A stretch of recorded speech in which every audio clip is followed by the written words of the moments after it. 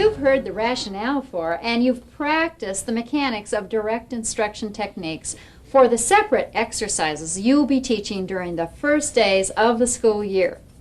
Now, I'll discuss how you put it all together, how you integrate the techniques you've already practiced with some additional non-scripted procedures. These procedures will help you to interact with even the normally hard-to-teach students to motivate them to attend and learn while you maintain a positive classroom atmosphere. As you know, unless you can obtain and hold the attention of your students, no instructional material can possibly work. But if you use DI programs as your academic foundation and implement these management procedures, you'll find that your children will look forward to group, be persistent in both group and independent seat work, and achieve well academically. To me, that's the really creative part of teaching, providing a positive, proactive structure and making every one of those moment-to-moment decisions about how best to interact with students to work toward the goal of achieving high self-esteem and exemplary academic outcomes for children. During the first days of school, you will concentrate on teaching the children the behaviors you expect. You do this by first telling children specifically what you expect, modeling the expectations, and then providing immediate feedback by praising children who are doing what you want them to do.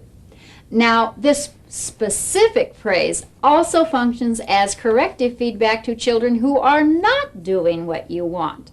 So, while you ignore off-task or inattentive behavior, children who are doing what you want get major attention.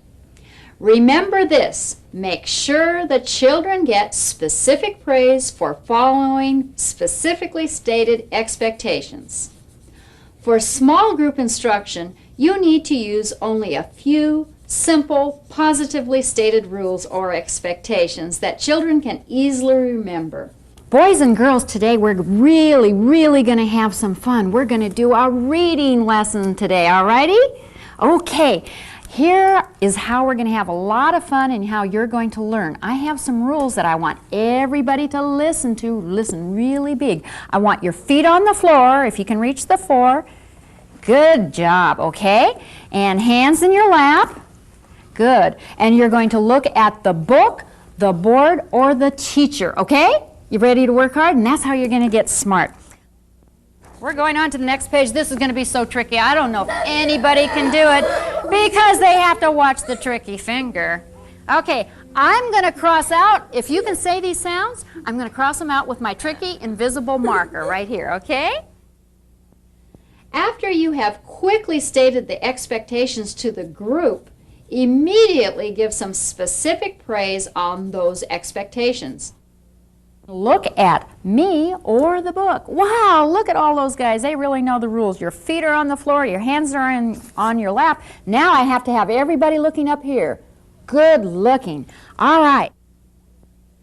When you use praise this way, it is instructive to students because they hear about behaviors you value, then see other children receiving positive attention for them. Once the children learn exactly what the rules mean, they are usually motivated to try to get your attention by displaying the desired behaviors. Now, I want you to look at my paper here.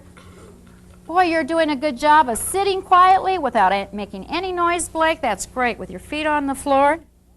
Let me see who's sitting really good, because that's the person who's going to get their paper first.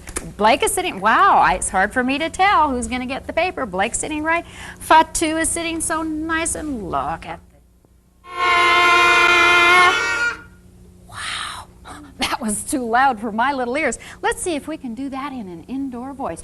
Everybody say as long as I touch it, but in a quiet indoor voice. Are you ready? I can tell you're ready, and you're ready, Fatu, because you're watching the book. All right, let's see. Yumin is ready. Brian is ready. Get ready, everybody. That was a wonderful indoor voice. Casey's turn. If instead of specific praise, you use the same non-specific words over and over, like good, good, good, good, Students will soon hear it as just so much noise. On the other hand, using specific praise is an amazingly powerful technique. It can seem as though you're pushing a magic button and the students do what you want. But of course it's not magic, it's just good management. Once you've introduced your behavioral expectations and have provided some immediate feedback to students, you should move rapidly into the lesson. For the first few days of instruction, you will continue during the lesson to provide feedback on the social or attending behaviors that you have stated as your expectations. But also, and as soon as possible, you should start concentrating more of your specific praise on academic performance. Okay, let's see if you can do it again this time. Say it as long as I touch it. His turn again. Get ready. Whoa, that was wonderful saying as long as I touched it. The reason for switching most of your specific praise to academic performance is that children need to understand that they're in the group to learn to read, not just to behave nicely. The strength of the praise and attention you give to the children depends on the children you're working with. If you're working with children who've had lots of instructional contact with adults, simple smile and praise will probably be adequate. If you're working with instructionally naive or very young children who have not had lots of positive instructional interactions with adults before, at first you will probably have to be much more animated in your praise. Get ready. Woo, that's right, give me 5. Okay, we're going to play Say It Fast again. Listen, ice, box. Say it fast. Ice box. Oh, you guys are too good on that. To train children to be attentive, your pacing must be rapid. During instruction and during transitions from task to task, exercise to exercise. Children cannot be allowed to get attention and interrupt with off-task behavior or otherwise control the pace. Oh, and everybody's watching and listening when it's his turn and the feet are on the floor. Yay! Okay. Aliro's turn. Listen while it's his turn, okay? Oh, I know you have a hurt, but let's watch him. He's really good at doing this. Ice cream. Say it fast. Ice cream. Oh, he said a word we didn't even say before. As much as possible, you ignore off-task or inattentive behavior, but instead praise students who are following your specifically stated expectation and keep your pacing rapid. You do a task, provide immediate feedback, praise or correct. Then repeat the task and challenge the students. When children have had an extended period of intensive practice, they may become restless. You can get them motivated again by providing a short break, a change-up activity. And here's the secret step. Once the students are following your instructions, you must use rapid pacing to chain the last step of the change-up to the first step of the academic task you want your students to perform, and then continue with brisk pacing. Everybody put your paper down underneath your chair. Everybody put your paper down underneath your chair. Underneath your chair. I didn't trick you. You're really good at listening. Under your chair, very quickly, good. Everybody stand up. Everybody stand up. Good. Everybody put your hands in the air. Everybody put your hands down. Everybody put your hands on your waist. Everybody put your hands on your shoulder. Hands on your head. Hands on your shoulder. Everybody put your hands on your lap. Everybody sit down. Everybody pick up your paper very quickly and put your finger on the ball of the arrow. Oh, she's so fast, she's so fast. She has it. Okay, everybody, you're going to get ready to say that sound. Get ready. Good. Stop saying it. Good job. Put your finger back on the ball of the arrow. Everybody's quiet. Boy, that's good. We're going to say it one more time in a quiet voice. Here we go. You got to be touching it, and I got to be able to see it. Get ready. Oh, that was perfect. Quiet. Another important component of management is handling the transitions when students go to and from groups. You will save a good deal of time during the school year and make management easier by spending several periods during the first days of school teaching children how to make these transitions. So for instance, you'd have names for the groups and you'd say something like, red group, stand up. Oops, too slow. Let's see how the blue group does. Blue group, stand up. Ooh, good, standing up quickly and quietly. Blue group, see if you can walk quickly and quietly up to the group. All right, and then you assign chairs to the students so they know where exactly to sit. Okay, everybody put your paper down on the floor. Very quietly. Whoa, Blake did it without talking. Good job, so did Casey.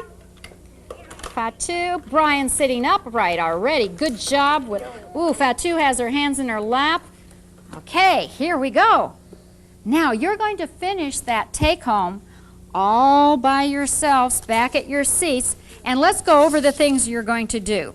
You're going to finish writing the as. If you didn't write all the as, you're going to finish. What sound is that you're going to write, everybody? That's right. You're going to finish writing the a, and after you write the a, you get to do what?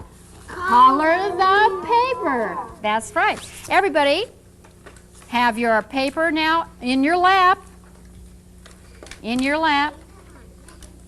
We're going to go back to your seats to finish the paper. Let me see who's ready to go back to their seats. I can tell you're back to the seats because your hands are folded. Wow, I really can see the way Ilario is sitting the right way. Oh, look at Lenny. Okay, Ilario, stand up with your paper very quietly. Walk back to your seats in the back. Good job, Brian. You can walk back. Good job today. Lenine. All right. Good job. You may walk back. You mean Casey, Fatu, and Blake. Okay, over there to the table. Good job.